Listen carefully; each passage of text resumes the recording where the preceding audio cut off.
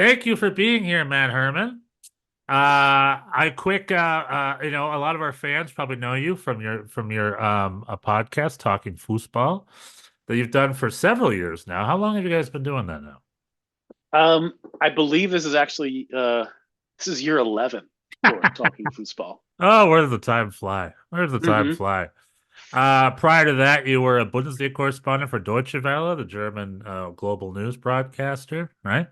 And how did that come about? Were in Berlin? Were you an American journalist student that flew to Berlin to get involved in the German sports scene, or how Um, did that happen exactly? I if only the route had been that direct. No, it was totally a lot more circuitous than that.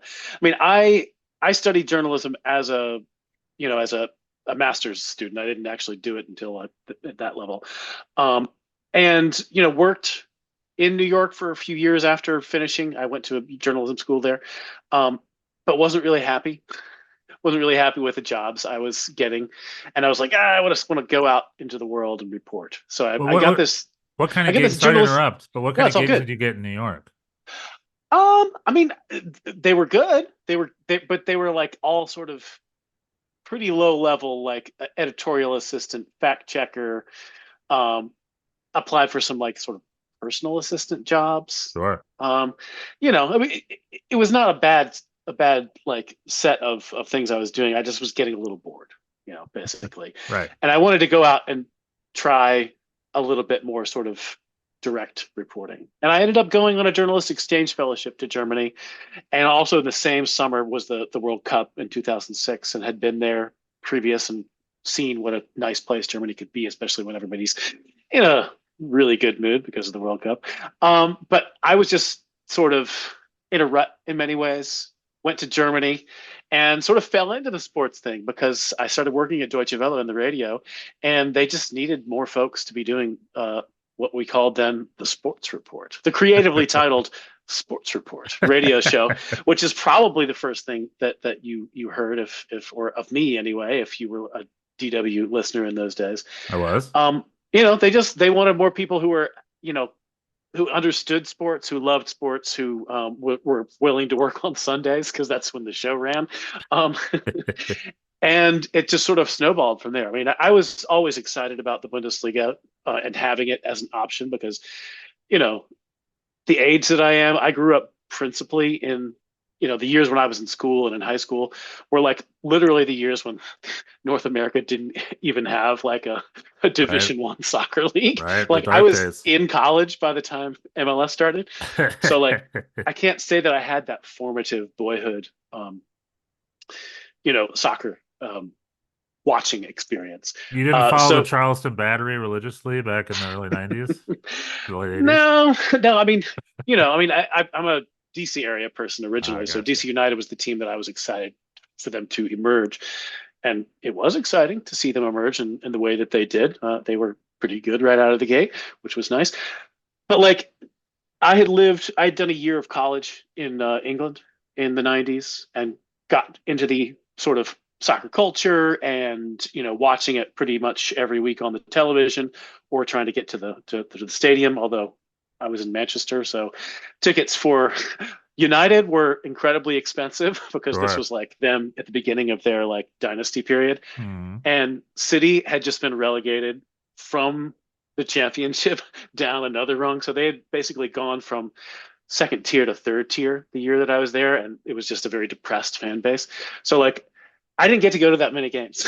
Let's just say, or It's didn't just want funny to you go to that many describe games. Manchester that way.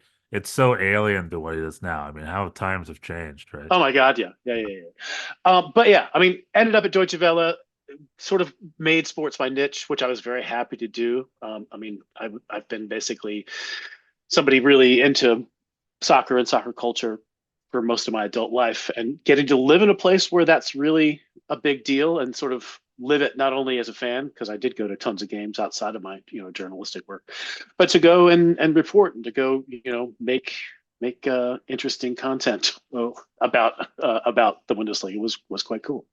Yeah, that's really cool. So essentially, when you were there, that got you into the Bundesliga, and Hertha Berlin sort of became your de facto club pretty much because you were based in Berlin, right? Yeah, I mean, I was actually, for the first while, I was based in Bonn, which is where Oh, the okay. Yeah. radio Right. was mostly made. But I was already kind of committed to Hertha. I mean, Mhm. I had been to maybe, I don't know, 3 or 4 games by the time I actually started working at DW in Bonn. And I this was actually, Hertha got off to a really fast start. I had seen them play really well. Hmm. Um, I was already inclined to like them because I had, been on a trip earlier in life to Berlin and had a very good time, and had bought myself a totally random souvenir, which I actually just found in a box at my parents' house. What It was was the it was like souvenir? Oh, yeah. it was a winter hat. It was like Nice. a winter hat, a Hertha hat. When Yeah. like I was just basically like, "Who's the team around here?" And they're like, "This And one." at that time, it was Hertha. But if you It ask that still same is, question, baby. okay, okay. I It was gonna still say is, that's that baby. question today that I challenge you. Yeah, If you're they're the team if you're of in Copenhagen, yeah. they're the team of Köpenick. Right, Okay, right, right, that's right, I'll right. give them that. I'll give True, them true. that. Hertha is the team of Jürgen Klinsmann's grandpa, as he professed before he Exactly. became their Exactly. coach for 3 weeks and their Before consultant for he 6 months. Yeah. wandered off to Schwaben. But let's get into our President's Day topic, which is the fact that there's been these protests going on. Mhm. And we saw last weekend in Hamburg, they had the RC cars with smoke. Like it started with them with signs, then escalated to coin throwing, and now we got cars driving around and they are stopping games or delays for 20, 30, 40 minutes sometimes. Pretty much getting their voice heard. They're getting louder and louder and louder. And I hope I'm not putting you on the spot. Why don't we give a little rundown on kind of Mm. where that came from, a little bit of background. I mean, you probably know more about the specifics than I do, but essentially it's because the German Bundesliga, it wants to be open to foreign investment. And originally the old plans, it was not related to this marketing company. I remember the old plan was related to an infrastructure. I'm looking for injection, right? I Mm. think they were going to take this money, and one of the stadiums was going to get a newer PA. Other stadiums were going to buy virtual ad boards as opposed to the old school ad boards, that kind of stuff. And then the German team said no to that. So they revised it. And the current proposal that was voted for in September, or October, or maybe even November, I don't remember. It's an 8% stake for a foreign equity firm for $1 billion seed money to start this new marketing arm, which is going to set up for some sort of global digital distribution platform and social media campaign, Mhm. whatever the heck that means. You know, I'm assuming they're trying to ape an Apple TV situation, or I'll stop talking. What Yeah, no, and I don't think that they're wrong to go after that because, Mhm. you know, just from my own experience, and obviously you've had your own experience, and people in any number of other countries have had theirs, but I would say for the most part, the Bundesliga is not particularly well broadcast or marketed outside of Germany. Um, I, personally, I guess I've experienced three different sort of regimes. One being the bad old days of Goal TV, which was largely happening. They were broadcasting the Bundesliga while I was still in Germany. When I would come home, I would attempt to try and access it through there, to little avail. I've experienced the Fox networks broadcast of the Bundesliga, and now ESPN, and like each one. Obviously, Gold TV just had the limitation of no one having the channel, Right. but Fox and ESPN seem to approach the product somewhat differently. But like when it really came down to it, it's ESPN has the advantage of playing all the games on their app, and you can sort of pick and choose. And this season, you can get the goal arena, similar to the Conference that you can get in Germany. Um, but like all the wraparound programming that you might be used to from watching, the NBA on TNT, or watching a American football on a Sunday, all that wraparound programming that they've offered. I did that a little bit in England when I was sort of splitting time between Britain and Germany. My wife was teaching there, and when they first started broadcasting on BT Sport in England, they did a lot of wraparound programming. Hence they called up you know D-listers like me. They just need to fill those desks. Um, um, C-listers. Come on now. Let's a little Yeah. respect here. C-listers. um, and they basically their interest in putting any production money or effort into that waned very quickly. And it seems that that happened with Fox. It's happened with ESPN. ESPN's doing a bit more this year, but it's it's like Kay Murray and Ale Right. Moreno. Like And they're Ali fine. Moreno doesn't even he's I love him to death. He's actually the alma mater of my school. But they just grabbed the guy. He has no Bundesliga Yeah, experience. yeah, yeah. I He's mean, got MLS experience. Yeah.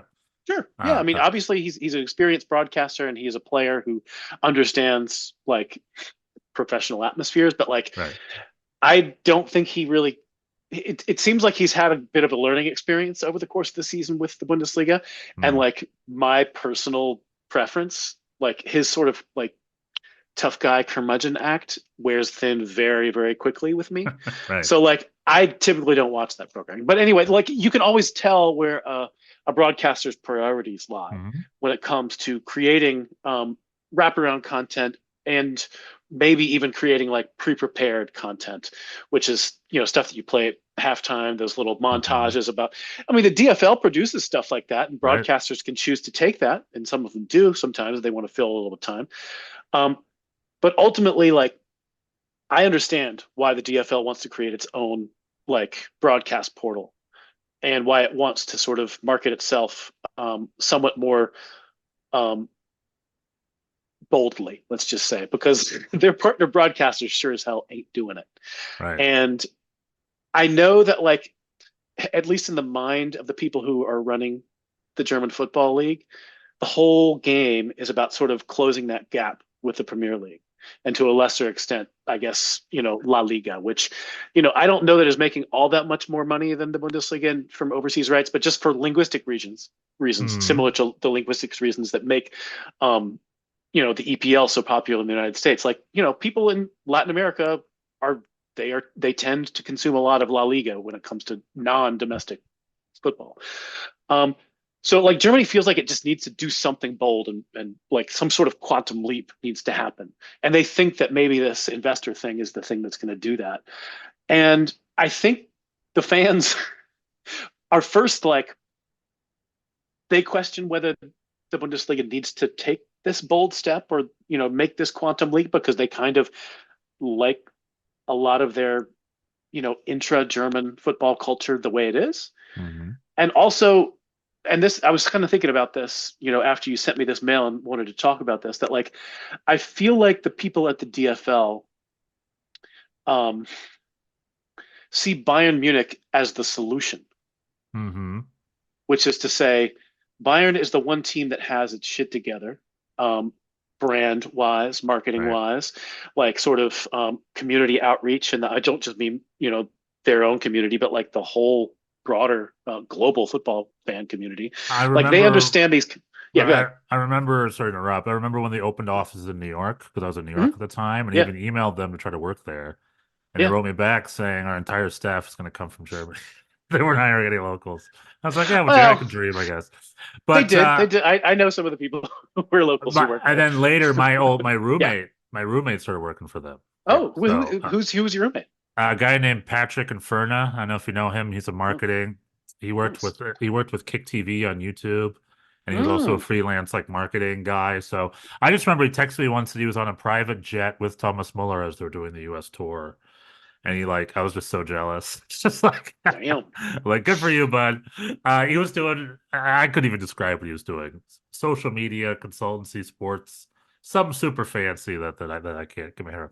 But anyway, I didn't mean to interrupt. But yeah, Bayern Munich No, had offices, and I was talking about earlier. They have on Saturday mornings. They are the club that does have groups around, just like the absolutely. Prem does. Yeah, Yeah, like basically, I think the DFL seems to the way that I'm framing it is like they think of Bayern as the solution. They think Bayern are the one team who's sort of operating in this like the big pond, as it were. Like they're the right. one who can sort of sell themselves globally. They're the ones who can attract top players. They're the ones who are sort of, you know, they expect to be in the last eight or even four of the Champions League every year. Whether or not they Mm, do it is another matter. Um, and I think for a lot of German football fans, and I mean, I might even can, sort of include myself in this situation. Um, I think Bayern's the problem. They're not the solution. Like the solution is not to sort of pump up the league and get global business savvy. The solution is to retrench and to like look inward, look at the sort of on-site fan experience and the sort of like genuine local community ties and like really hold fast to that stuff and maintain that and put it to the forefront. And like it's a really tough thing because like Hmm. I understand that people who are trying to, run the professional arms of these clubs, and we know all about 50+1 and the way that German clubs have to be officially controlled by their members and all that stuff. Leave that to one side. These are commercial businesses. And when you're a commercial business who has ambition globally, like of course you want to you want to be pumped up and do your best and have your own broadcast portal and you this sort of social interaction integration and like pie in the sky. You want to play with the big boys. But like ultimately a lot of fans in Germany, especially the ultras who are leading this protest, they don't want that at all. Like Right. they don't care about it. Like it's a fringe benefit for them. They just want to go to the football, pay a very reasonable price for the experience, and One experience Wurst, that. one beer, Yeah, get in the stadium, sing for 90 minutes, go yeah. home. And that's church for Have them. So it's a Saturday on genuine Sunday. collective experience. Right. Which they do great, by the way. Like I was there Yep. in October. And it's funny, these clubs are bigger and the stadiums are bigger, but it's definitely less frills than an MLS game. I'm at LAFC and you have your app and you have your million different food trucks and you got the Korean tacos over there, the nachos Mhm. over there. You got Will Ferrell with a bird on the field. MLS, it's a blast. And then you go Yeah. to Nuremberg, where I went to, Max Morlock Stadion, ancient Hmm. stadium, running track. It's just a bunch of old school plastic. They don't even fold up. They're just the plastic seats or the sit on. So, and you get in there, they have a food truck outside, just beer, just Wurst. That's it. And it's much simpler. And my Hmm. experience in Bayern was very similar. I went to Allianz Arena to watch a game. Same thing. You get Weiss Bratwurst or Rot Bratwurst, right? So you get options. Hmm. Paulana, which is their sponsor beer, so you get Paulana. And that's really it. And then you go and you watch. It's an amazing time. I'm not saying it isn't. But as far as like frills go, because I went to SoFi to watch the College Bowl, and it's just night and day. The fan experience here in the States, it's frills full. And a place like Germany, it's a little more old school. It's a little more lower frills. But you're saying that the part of this new maybe marketing arm is to also address that kind of stuff as well, make it a little more hip in the stadium. You know, and hmm, this is the part about the protests that I think is a little bit unclear or a little bit muddled, let's just say. Like the thing that really precipitated it, you brought it up at the beginning of this segment, like it's about this investor, you know, whether the investor's gonna buy into the DFL or not. That was the thing that sort of brought this protest wave on. But like this is a tension that had been sort of brewing in German football for ages. And like it's not entirely clear what aspects of perceived changes these fans have the most problem. Do they have the Right. most problem with like maybe, the broadcast style being changed with the in stadium fan experience being different? Do they think that you're going to have a situation like you do in Spain where like there are no concurrent games and the Mm, entire match day is just like taking place one after mm, the other to give more broadcast windows? Are they concerned that the ticket prices are going to go up? Are they concerned with a combination of all of these things or some but not others? Like it's a much more inchoate, like sort of right. somewhat. I don't. It's like there's. I don't know. When it comes to like people who are doing protests, like you should have demands, specific demands that can Right. be either achieved or not achieved. I don't necessarily think that they've done a great job of that. I mean, Right. it seems to me that a lot of them, the demand that they want is vote no on investors, which Right. that's kind of already passed us by. They're hoping to get another vote going. Um, Well, but it's not. on Yeah, that, go ahead. Go ahead. there's a bigger issue too of distrust between the club members and the establishment, right? Because right now we're getting quotes from Watzke and so forth, where they'll be like, they'll have no influence, kein Einfluss, no influence. And fans are like, BS. They're 8% owners. They get rights, right? An equity firm will get rights to that. And it leads to stuff you're talking about. And then if you want to get more specific, there's that Hanover 96 situation where the club members voted no, but then Martin Kim, the CEO, because of his own interests, went to the board and said, oh, we said yes, actually. And the fans, if that's true, what else is true? So if other clubs are like, well, hold on, like how accurate was this vote of ours that we had at the end of the last quarter of last year? It seems there's definitely a trust between the fans and the establishment that this is also brewing a little bit. Yeah, yeah, and even the fact that these votes, I mean, basically it was just incumbent on a bunch of journalists to ask, how did you vote? How did you vote? How did you vote to everybody? Right. That's the And transparency. they Yeah. told them, and we assume that they told them rightly. Um, like, can someone explain why this most public of sports and most public of like areas of commercial business, why they're having secret ballots here? Right, right, Like, should it not just be, an open vote? right. And then, we don't have to sort of get into this skullduggery aspect. Um, but yeah, I think there's definitely been a sense that like the DFL has been talking past the fans for a very long time.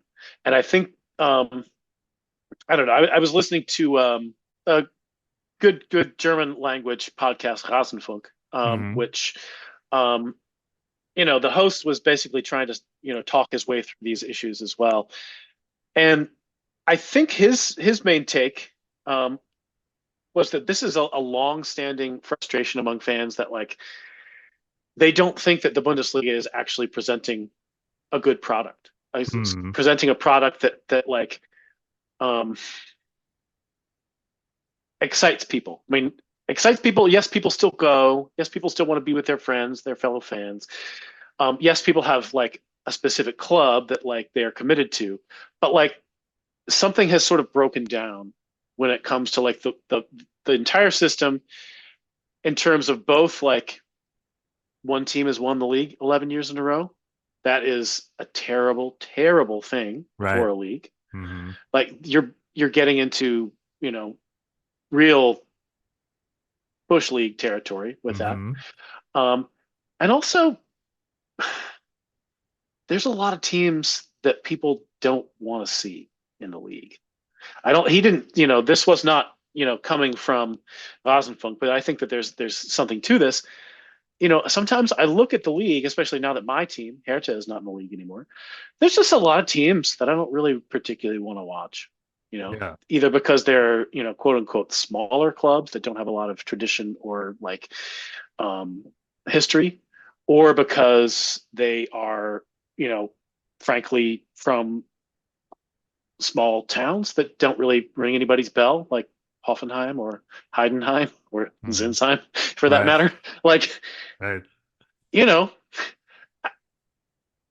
when you see Augsburg versus Heidenheim on the list of fixtures, and you're not like a real sicko, Right. Right. Right. you don't want Right. to watch that. Right. You For a just don't. neutral, it's not a Yeah. neutral's paradise. Right. Yeah. Yeah. I know the aspect of that coming from an American point of view is what clubs do Americans play for? So you want Hmm. to chime in, but the minute they're gone, we have, like I said, we have a big presence in the Eredivisie now. I really don't Hmm. care a lot about. I have nothing against the Eredivisie. I wish them the best. But the only reason I'm really into AZ Alkmaar right now is because of Taylor Booth or whatever. Who does he play for? Well, anyway, I'm watching a lot of PSV because we have the three Americans there. And, Hmm. I'd watch Hercules because Luca de la Torre was there. So when I think of in Germany, I plug into, I would plug in, like I'd watch Fortuna Dusseldorf games to see how Zach Steffen was doing a couple of years ago. That kind of Hmm. thing. Yeah. If that would be my main interest. And once upon, oh, and with Augsburg, I really wanted to follow Ricardo Pepi for 6 months, which ended up being a little bit of a disaster for him, unfortunately, and for everybody involved. But Yeah. again, he's found his footing in Holland. Good for him and whatnot. But that's where like overseas perspective, that's probably where the interest lies is following your countrymen. Whereas in England, there's legit Crystal Palace fans who've never been to England a Yeah. day in their life. They really care about the club. And it's like they pulled that off somehow. I mean, and that's where the Bundesliga wants to get. I mean, I think yes, maybe let's take another couple of clubs as an example. Like, Fulham has this long history with American Right. players, or Everton has had a couple of American players who have been sort Mhm. of impactful there. Those clubs ultimately might have sort of seeded the ground with those players, but they're probably at this point, whatever American fans they have, for the most part, are just legacy fans, and that's they maybe they're going to be fans for life, at least in some small way. Or, but ultimately, I feel like you want to get to the point where it's not dependent on players, Right. or um, you know, you look at some of these clubs that have very large American followings. Many of them have never had a significant American player, Right. and it's just the romance of the great brand of Arsenal Mhm. or whatever the case may Right. be. Yeah. Yeah. Yeah, they just, I mean, I was around for Gold TV. I was around for Yeah, Fox Sports World. I think it really started with Fox Sports World when it comes to England, and they did such a good job. They just did the marketing guys because when I was coming up watching soccer back in my old days, the yeah, 90s, Serie A was king. It was all about the Serie A, right? The best players went to Italy. And I grew up in Latin America. We talked about overseas. So it was yeah. all Barcelona, Real, it was all La Liga, Serie A, and the local league. Liga Serie A and the local league. And the Serie A shot themselves in the foot with the scandals they've had and whatnot a little bit. And the Serie A is, I guess, still playing a little catch up. And La Liga has another team that keeps the other team honest. Now, granted, those days might be numbered with what's going on in Barcelona, unfortunately. But where Bayern Munich is a one, there aren't significant Americans in those major clubs, really. And it's been a one-horse race for a while. And it's like, who wants to watch a one-horse race, right? Yeah, Uh, and there's and also they, something. Go ahead. Go ahead. no, I was going to say is they pitched ideas before. They had a new DFL CEO a year or two ago who pitched the playoffs, remember? And like stuff like that. Yeah. And if they're saying no to Monday games because remember 2 years ago they added Monday Hmm. games, those global Yeah. rights, the fans are like, no, no, no, we work Mondays, there's no Monday games. So they got rid of them. And like, if they say no to that, they're definitely gonna say no to the playoffs Yeah, and and stuff like that. I feel like playoffs, people they've come into place in a number of smaller leagues, but I just Right. it's the force of inertia is really hard to combat. I mean, I don't know that this is at the forefront of everybody's mind, but I really think it should be. I think other than the advantage that the Premier League has had with its the language in which it's based, which is a hugely influential language Mm, globally. mm, Um, they have actually, despite the fact that there's plenty of fractiousness and conflict within the Premier League about all kinds of issues, they started on the basis of giving teams equal footing when it comes to revenue sharing and television rights deals, et cetera. They didn't dick around by saying, like, Manchester United and Liverpool and I don't know exactly which teams had this most juice in the early 90s when they were negotiating this, but they mm. didn't say, no, we need to have more, you need to give us more money than you give to Bolton or you give to Blackburn, or to name another team that it's no good anymore but was good then. um, the Bundesliga and almost all these other leagues, I mean, Serie A, like, barely even had a collective television contract at that time. La Mm. Liga, I don't know if they've completely sorted that out, or if they're still partly independent. I mean, Bayern basically has the league in a stranglehold. Um, if you're on top, you want to stay on top. I get it, but the league is not going to sort of mature as a competition and mature as a long-term international television product until it can put more teams on an equal footing than they have now. And it's not going to happen overnight. There's going to be a bunch of dumb people doing dumb stuff because there always Mm. is. But Right. like, if they would just start from the standpoint of, okay, we are legit in this together. We are sharing this 18 ways. All the money that comes in, we share equally 18 ways. Right. Um, that might be a way to move in the right direction. But it's not just Bayern; it's going to be a bunch of other Traditionsvereine who are like, Right. going to say we're Werder Bremen. Yeah. Why shouldn't we get more money than Heidenheim? And it's like Yeah. actually, I mean, but that's another thing, especially with what's going on at Bayern with Uli Hoeneß. There's a little bit of a, and this is a German thing. There's a little bit of an old boys club involved and a mafia involved, right? And Uli Hoeneß, I mean, I'm learning more and more how much power that guy just wields. I mean, he is just a Machiavelli strategist, and he's like doing, more power to him. But like, there's that kind of stuff. But let me, because I know you got to run in a bit. Let me just boil down a few questions. So I think this new global platform, whatever it is specifically, let's pretend it's like I was in Munich in October. I was staying with someone who loves American baseball. How does he watch baseball? MLB.TV, the app. It's a global app. It's got all the games. It's how you watch baseball. He had the American broadcast. He had the Fox broadcast, whoever's the subcontractor for the broadcast, watching it live HD, right? Is that what this new Bundesliga global platform is kind of trying to be? Is it trying to be like a global TV package for everybody with German content? I think that is an option on the Right. table. I don't. I mean, another thing that has always been very difficult with the sort of soccer television landscape is that, like, not only do they like try and sell a different package to every single country, a different host Mhm. broadcaster or partner broadcaster, but they'll even like sell, highlights rights. Right. Like, you know why? Like that's why posting Bundesliga clips on Twitter can like get you put into Alcatraz, I, or I like, I I got a strike. You know what my funniest strike was? I was yeah, complaining about the ESPN broadcast, of which I've got plenty of yeah, complaints. But apparently we're spoiled because in Canada mm, they don't even show half the games, even though it's the yeah, zone, yeah. which is In the Britain domestic as well. broadcast. Yeah, in Britain But they barely put any games on. I was showing it was like squigglies. You know how when the satellite interrupts, a bunch of green boxes everywhere. It was like that for like 5 minutes. I put a picture of the green boxes right on my TV, and I was like, "Look at this Bundesliga." And then the Bundesliga removed it because I was sharing Bundesliga content that I Yeah, wasn't supposed to be sharing. It's like, well, you even struck me after an unrecognizable screen. You knew exactly what it was, and you struck me.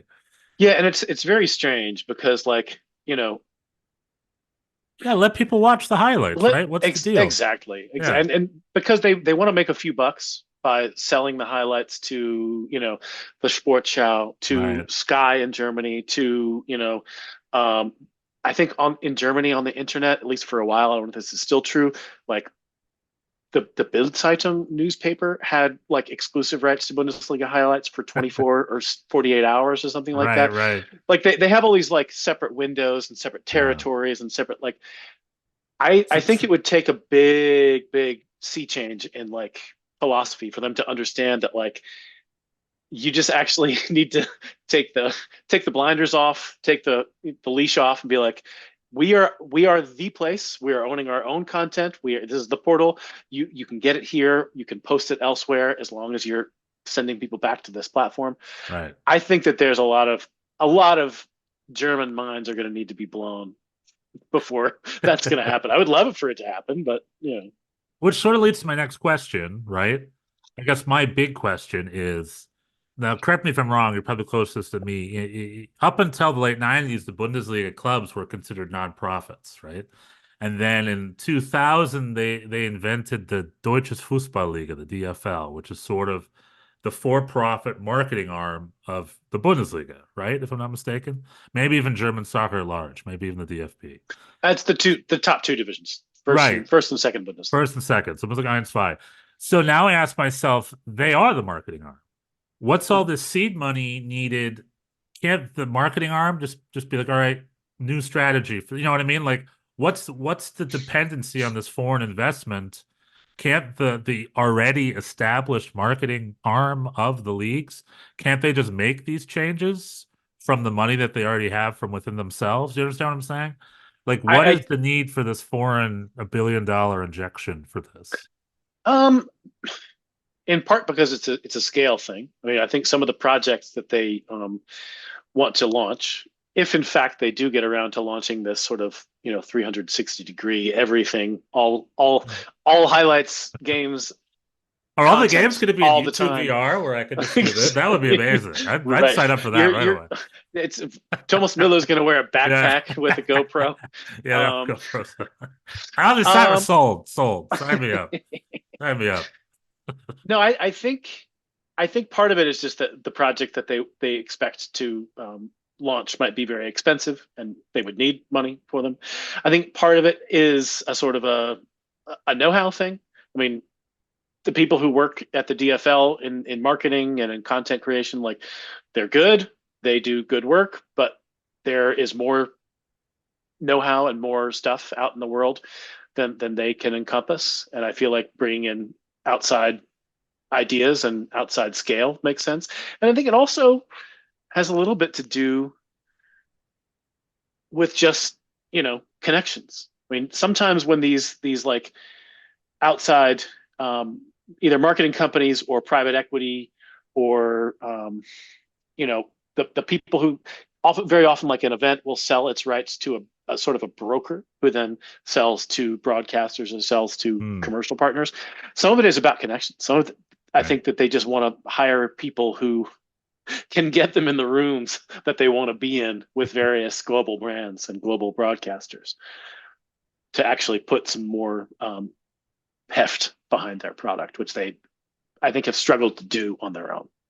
And it's boiled down to, I think I heard reports a few months ago of there being 8 different firms, a lot of them from New York, competing, but the protests have worked. I know Blackstone pulled out, and it seems to be there's only one firm left, CVC, the Luxembourg firm. I mean, I'm not behind the scenes. Maybe there's Hmm. more going on than I realize. And if I'm not mistaken, CVC has a huge stake in La Liga already, right? Are they the firm that's invested in La Liga, or maybe I'm mistaking that? But I think in their portfolio is they already have Fussball in their portfolio. And I guess the concern is if they get an 8% stake in the Bundesliga, the whole point of an equity firm is they slash, don't they? Don't they slash, try to raise the equitable value of their property so they can sell it off later? Isn't sort of that the whole idea? Um, it certainly has been in many firms' experience. I would hesitate to necessarily commit them to any one philosophy. I do think it is interesting that CVC, and you're right, they are the company that made a very similar investment into La Liga, and I think if we see how much more play La Liga seems to get on ESPN than Bundesliga does, maybe they're They getting do, they into the do, they they're getting do. in the right Yeah. rooms. Right. They're They the ones do. who created the fan experience place or whatever in New York City. Hmm. Bundesliga would love to have that sort of thing. Um, yeah, the other thing that I see, and this sort of spills over into some of the talk that we had about Super League a few years ago when that fizzled out. Hmm. Um, I was always puzzled by the inclusion of English teams in the Super League. And their fans, to their credit, were the ones who sort of kicked and screamed the Hmm. most and got the project killed. Of course, German clubs didn't show any interest Right. They anyway, didn't even which participate. also Yeah. also to their credit. Right. Um, but the way I see European football shaking out, like the EPL is already the Super League, and Hmm. every other league is trying to do everything they can to counter that power. And obviously, like CVC is not going to create the pan Hispano German Super League, but like, you know, It's not a bad if idea. no, it's not the I would worst love that. idea. I would love for Bayern Munich to be in the same league with Barcelona and Real Madrid. Keeps Sure, everybody sure. I mean, honest. Yeah. and you know, I think there will be changes to Mm. European football over the next couple of generations. Mm. It's always been that way. Right.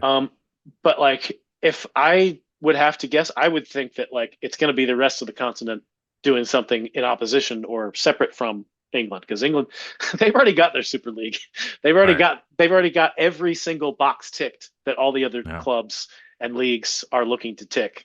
And They, Leicester won it. So it's like, in Mhm. addition to everybody being a super club, the smaller club won the title in addition to that. So Once it's like upon a time. they got their cake and they're eating it too. So, but granted, all of football, including England, is being monopolized by the haves and have not. Right now in England, despite everyone's talking about different clubs, it's Manchester City. Man City all day, every day. They're winning every season. And in Spain, it's Real Madrid, in France, it's PSG, in Germany, it's Mhm. Bayern München. They're just, for whatever reason, one club is starting to take all the resources in a lot of different scenarios and situations. So, yeah, it's interesting to see. Just you're right, but to me, that means change needs to be is afoot somewhere in equal distribution of sharing revenues or whatever needs to happen. There just is this interesting situation of one have and all the other have nots trying to get in there and getting creative and doing their thing. Like we're seeing with Bayer Leverkusen, honestly, which are an absolute godsend, aren't they? Imagine if Bayern Munich were running away with it again this season, the kind of conversations that we'd be having. I think Bayer Leverkusen are doing a good job keeping the Bundesliga honest right now. Yeah, yeah, and it also shows. I mean, there's been plenty of people who have done empirical studies about, how much you pay players, how big your budget is Right. versus how many points you get per game. It correlates pretty closely, but it doesn't correlate 100%, and it doesn't account for either especially good performances from players, coaches, squad planners, or particularly poor performances from players, coaches, squad planners. I mean, I personally think, certainly in terms of points and expected goals and all that stuff, like Bayern are not that bad this year, Right. but Leverkusen are just better. They're excellent. Yeah. They're They're the spectacular. they're the talk of the town, and Xabi Yeah. Alonso is the song of the summer, isn't he? Yeah, it's almost a bummer that they're not in the Champions League this year Yeah. because they might win it. Yeah, they're the German Invincibles. We got Invincibles take two right now. But so I know I don't want to take up any more of your time, but so I guess the only follow-up I have is as a Hertha BSC supporter, you guys were recently invested by 777 Partners, right? And Yeah, 777 Partners, which is a New York-based equity firm, I believe, they were, or maybe not New York-based, but they're Miami Miami. Okay. and But everything that represents. oh, even better.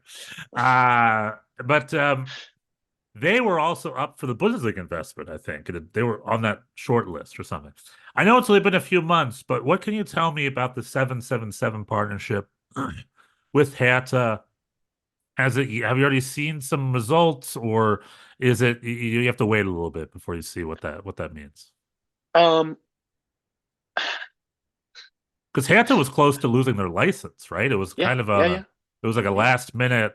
They came in as angels and sort of saved the club. Yeah, I mean, basically, this is in the grand scheme of things, this is actually the third different investor Hmm. that has had a significant stake in Hertha. I mean, the first one, KKR, which is a New York, private equity firm, That's they right. only were in for about 4 or 5 years before Hertha basically bought their shares back from them in order to then sell them to Lars Windhorst. The Yeah, sort the of Lars Vinhorst thing, which ended up kind of also being a little bit of a fraud yeah, all and that around, right? like KKR kind of a neutral deal. Like they Hertha didn't lose any money on that, and KKR Mm. didn't seem to make too many onerous demands. Windhorst was a disaster. That Right. was a bunch of money coming in very quickly and spent very foolishly. Hmm. And so foolishly, in fact, that combined with, certain after effects of the pandemic, but yeah, Hertha was in some trouble.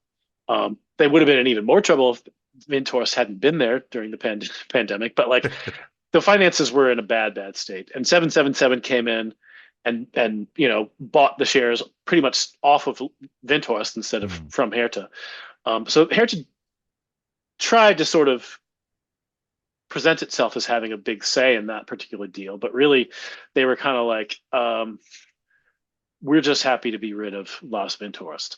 And I'm not sure if that attitude will hold if Hertha don't sort of see a more sustainable turnaround in results. I mean, I think 777 is a pretty dodgy operator. They Hmm. seem to be involved in some pretty dodgy stuff, including, weird structured payments stuff that's sometimes people have taken them to court as being, fraudulent.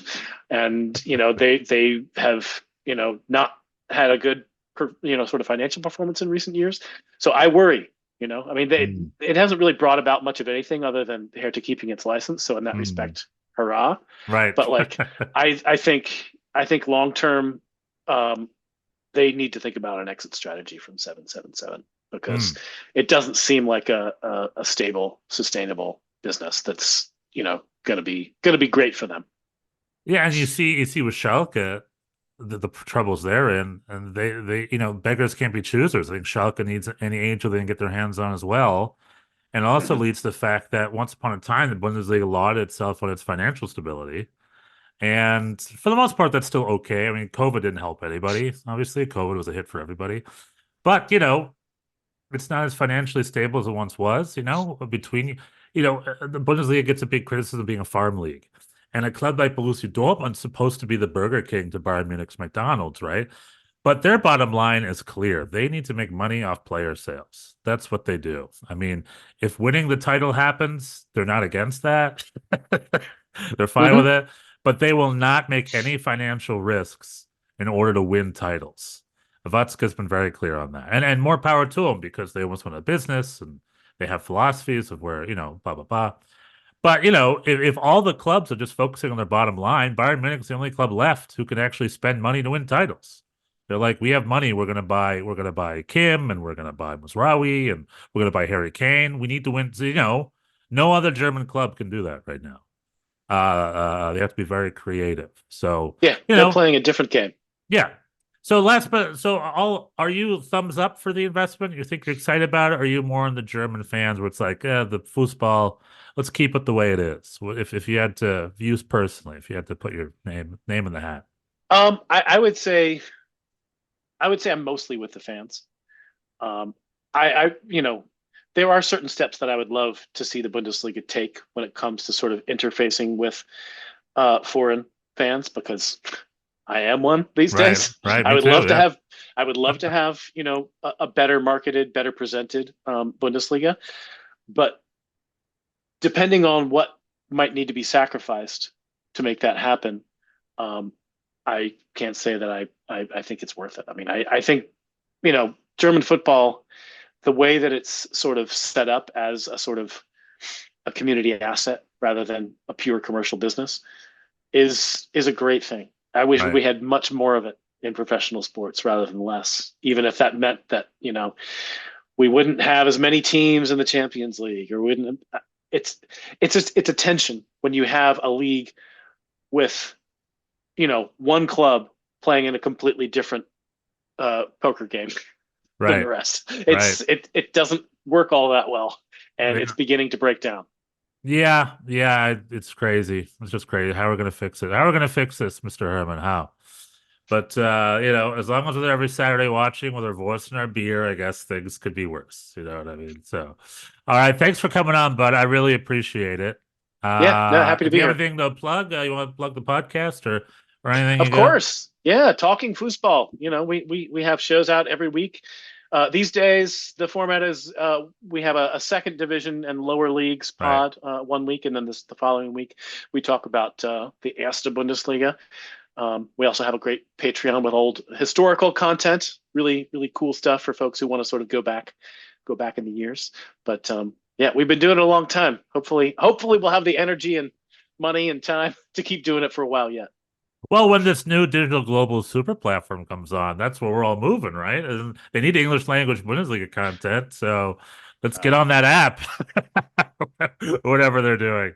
All right. Thank you very much. Cheers. That was just a Schnitzel Boys video on YouTube. Thanks for joining us. If you like that one, we've got a couple other ones right over here. And if you like that one, don't be afraid to subscribe, like, and ring that bell. It's the Schnitzel boys, it's the Schnitzel boys, it's the Schnitzel